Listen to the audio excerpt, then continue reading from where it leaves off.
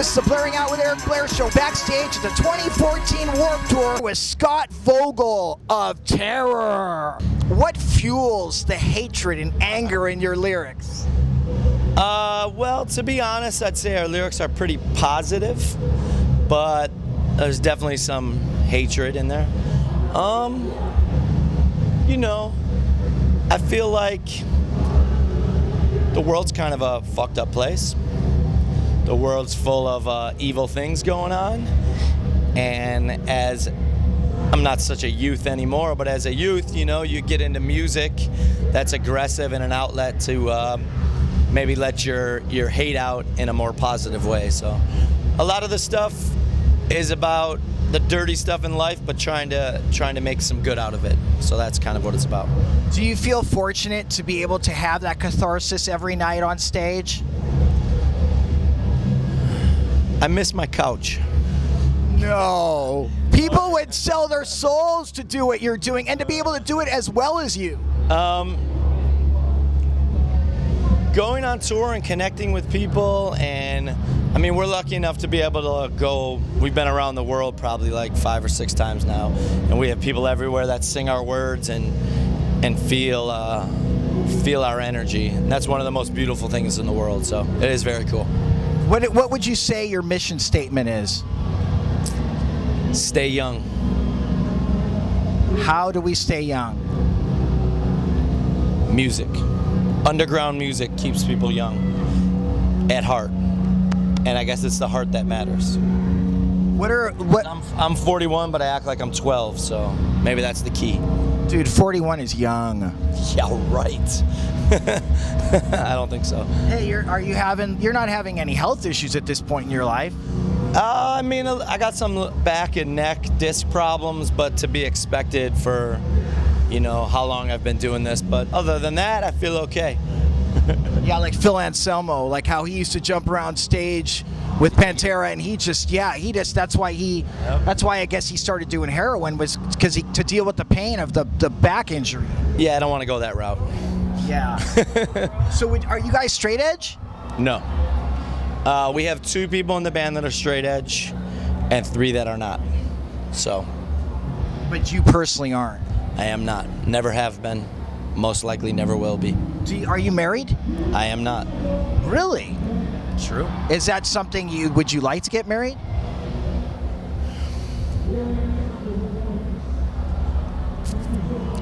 I don't know. Maybe. I mean, wouldn't it be cool to see a couple Vogels running around? Honestly, I really don't want to have kids. I kind of have a bad temper, and I think I'd be a bad dad. You never know until you try. I'm a good cat dad, so maybe. Oh, you like cats? Yeah, I'm a good cat dad, but that's a little different. How many cats do you have? 2. 2 songs that you wrote with Terror that you're most proud of. I would say not a song, but our first record, it was a 9-song, it's an EP, but a lot of people call it an album. It's called Lowest of the Low, and that came out in like 2003. And that whole record, it was just from start to finish like 20 minutes of just really in-your-face, aggressive, no bullshit music, and I'm pretty proud of that. We have a song called You're Caught, not on our newest record, but on the Keepers of the Faith record before that. And it's definitely by far the most outside the box Terror song. It sounds different than anything we ever did. It's a little more mellow and catchy and nice. And it was really fun, and it gets a really good crowd response, so it's cool. With a band like us, you know, we're kind of boxed into that in-your-face hardcore type shit, so we did something a little different, and it went over good, and it feels good to play something a little different, so that's cool. I'm proud of that too. Since you've started in 2003, what is the biggest change you've seen with humanity, being all over the world? That whole iPhone, internet, that whole world is just, you know, it's insane now. Sometimes, you know, we'll be like out to dinner and every single person there is on their phone and no one's talking to each other. And I think the whole internet, iPhone thing has taken over the world. That's the biggest change. Positive or negative? I mean, it's fucking great in a lot of ways, but it's also really takes away human interaction. So, you know, like most things in the world, if you abuse it and go too crazy with it, it becomes bad. But if you use it for the positive things, it's amazing. What would you say your greatest fear is? Probably a van wreck, like a serious van crash. I'm pretty scared of that. But as far as outside of the band's world, what scares you the most about the way the world's going today? You know, I've had friends and family that one day feel fine and the next day they wake up and go to the hospital and find out they don't have much time to live. That's fucking, if you start thinking about stuff like that, you're gonna lose your mind. So try to, you know, keep that in the back of your mind that life's short and try to have fun with it. But something like that's insane.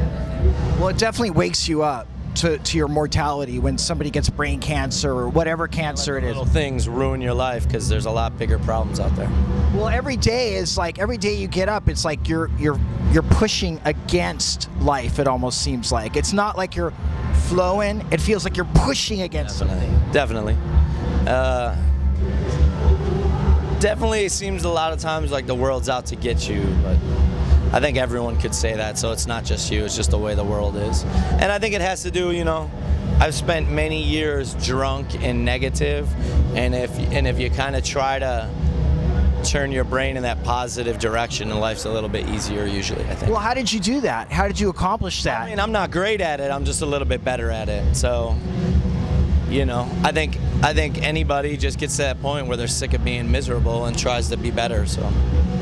Are you hearing from other people that are around you like, hey man, you've improved? Well, people, you know, people love that I stopped drinking because when I drink, I turn into an asshole. I realize every time I do something really stupid, 9 times out of 10 I'm drunk, so I try to stop drinking. So people definitely realize I'm not doing stupid shit too much anymore. When did it come to a halt? Over a year ago. How does the live experience differ from being inebriated to not being inebriated?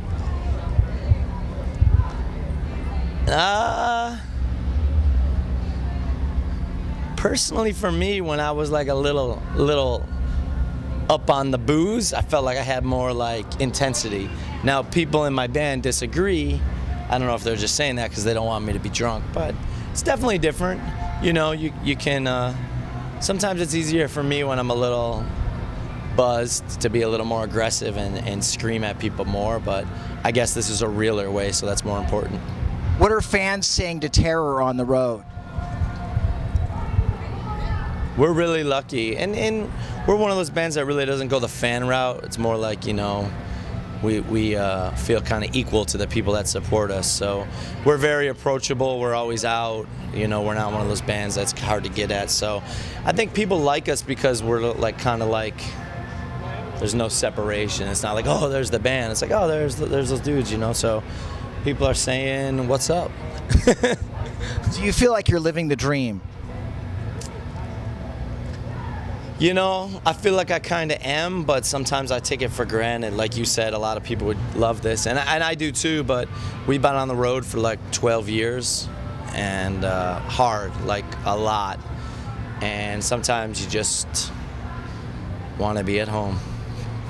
Is touring become easier for you or harder over the years? It's definitely become easier. We have a solid lineup now for 6 years. We all know each other. We all found our rhythm. It's become easier, but also at the same time, it's harder to be on tour. I think the older you get and the longer it goes on, it becomes kind of more like a job than it is like, let's go out there and fucking conquer the world. But again, I don't want to sit here and tell people I hate being on tour, because that's not true either. If I didn't go on tour for a couple of months, I'd probably lose my fucking mind. So. Do you feel like you have conquered the world? Well, I wouldn't say it like that. I'd say as a hardcore band to be around for 12 years and still get the love we get, and I think we're in a really lucky position, you know. What are some of the bands as a kid that provoked you or possessed you to want to do this music? Agnostic Front, Warzone, Judge, Gorilla Biscuits, stuff like that. And when Terror was coming up and starting, that was the time when Hatebreed was really pushing it to the next level.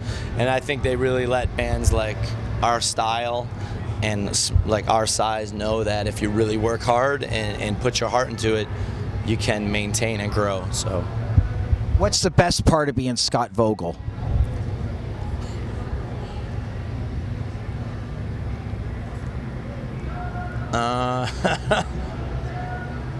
Best part of being Scott Vogel. It's a good question. My sneaker collection. Nice. What makes that unique? I got about 150 pairs of sneakers. It's pretty. It makes me happy. God bless you. How many how many brands? I got a cool girlfriend. I got a cool apartment. I bought a car that I've been wanting to buy for a long time. Life's pretty good right now. Good. Well, if you got your health, you got everything. No matter what, that's it. That's the bottom line, because that's the foundation of your life. And you can just build that. Nothing else is gonna matter. No. So, what do you think of Christianity? You know, honestly, there was a point in my life where I really denounced organized religion and thought it was a bad idea. At this point in my life, I think, just like alcohol, if someone uses religion to better themselves and it makes them a more solid person and a happier person, then I think it's great. But just like alcoholics, there's people that are way overboard with religion and are really judgmental and use it in a negative way and persecute other people, and I don't think that's cool. So, how would you define the term organized religion? What does it mean to you? I mean, to me, organized religion is when a bunch of people get together and have a set of rules and worship under those set of rules.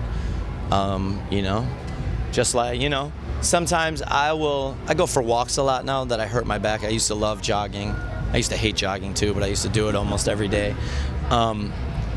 Sometimes I'll walk and just stop, and I would say my equivalent of praying, think about my life and think about the things I'm thankful for and think about the shitty things I'm doing and how to better myself. To me, that's a religious, spiritual experience for me that hopefully helps me. Now, if I, you know, got together with a bunch of people and did it at a certain time and followed a certain rules, that would be organized to me, which I don't think is necessarily a bad thing. Like I said, if it helps you grow, then I'm cool with that. Who do you think is one of the most beautiful women in media? Rosario Dawson. Tell me about Live by the Code. Tell me what it means to you. Live by the Code means a lot to me, and something that Terror did that I don't think any other band's done for a long time. With our record, and if what I say to you matters, get the vinyl. Comes with a whole kind of a booklet, because we know with a title like that, people are going to be like, oh, is there a set of rules? Like, what is this whole Live by the Code thing? So we got a really cool artist that draws kind of in a funny, cartoony type way, and we spelled out everything that the title means to us and did it in a pretty cool way. So instead of me having to explain what Live by the Code means, if you see the new Terror record somewhere, it's in the CD, but it's small. But if you see the vinyl version and you look through it, it's really fucking cool. It's one of the coolest things we ever did. So, do you think anybody can really live by the code 100%? Probably not. But that's not the point, you know? Just like anything in life, do your best, and if you do your best, try to be happy with yourself. Living by the code is you got your own code. I'm not going to tell you what the code is, so you live by your own code. The title track is Live by the Code, which is great. There's a song on there called Only Stronger, which is probably my favorite song on the record. The chorus says, after everything we've been through, I'm only. It's about having a best friend. It's about having a best friend, and that life's a lot easier when you're going through it with someone rather than being on your own. We have a song called Hard Lessons, which is probably the most negative song we ever wrote, which is about, it's pretty much saying, hard lessons, I've had my share, can't learn from mistakes when I don't fucking care, which is kind of saying, yeah, I do a lot of fucked up things and I don't learn from the mistakes. I keep doing them over and over again. What's the fourth song? The first song on the record's called The Most High, and it's about music, and it's basically, the lyrics are about finding the underground music scene, and then in Buffalo where I grew up, and then starting to go to shows in like Syracuse and Erie and Rochester, and seeing that there's music scenes in these other places, and saying to myself, I'm gonna do this for the rest of my life, and here I am 41, still doing the same exact thing. So it's kind of about finding music, and the Most High is a God term, and it has nothing to do with God. It's saying that music has saved my life and is my best friend, and I still believe in it. How was your relationship with your parents? Were they supportive of you, or were they not? My relationship with my parents is not good. Yeah. I wouldn't say it's bad. It's very distant. Were they supportive of me? There wasn't much connection to feel any support, so I'd say I kind of did stuff on my own. Do you think that dynamic is what made you the punk rock singer you are today? Sure. I'm sure that had to do something with it. It's good. It's good. I mean, it's nice to have something to rebel against. Yeah. I would assume it's nice to have a good family life too. Yeah, I know.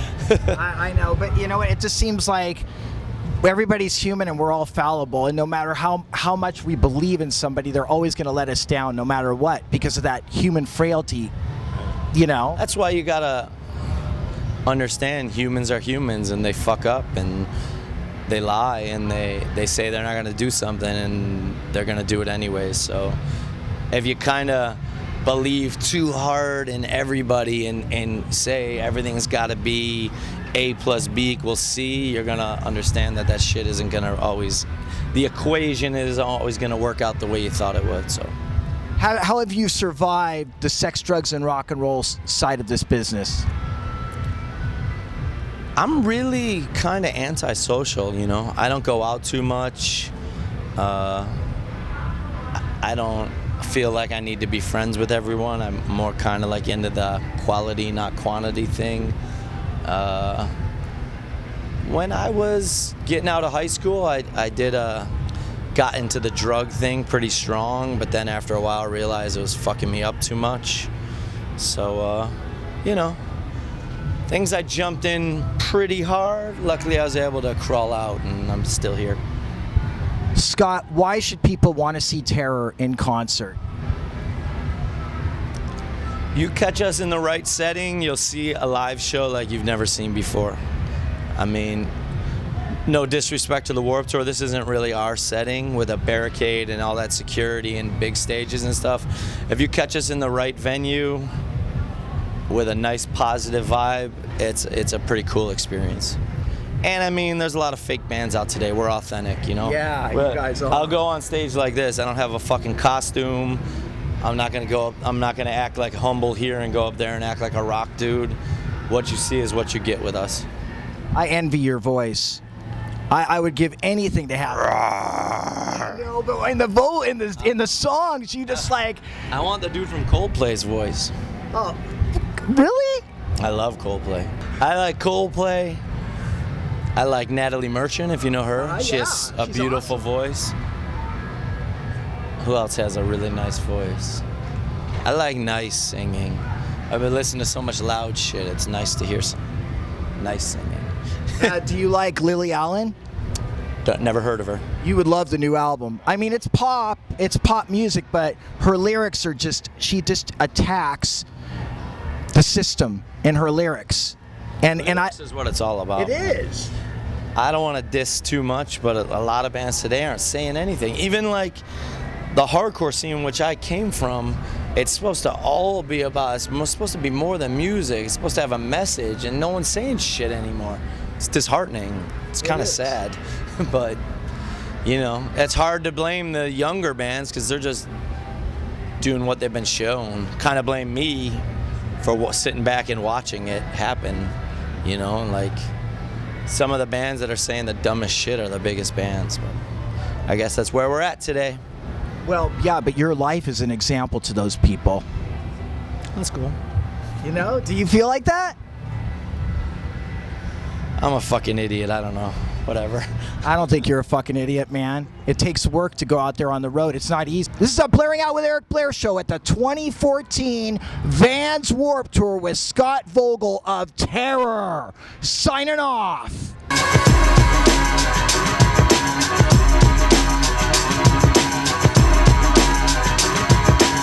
The Blairing Out show.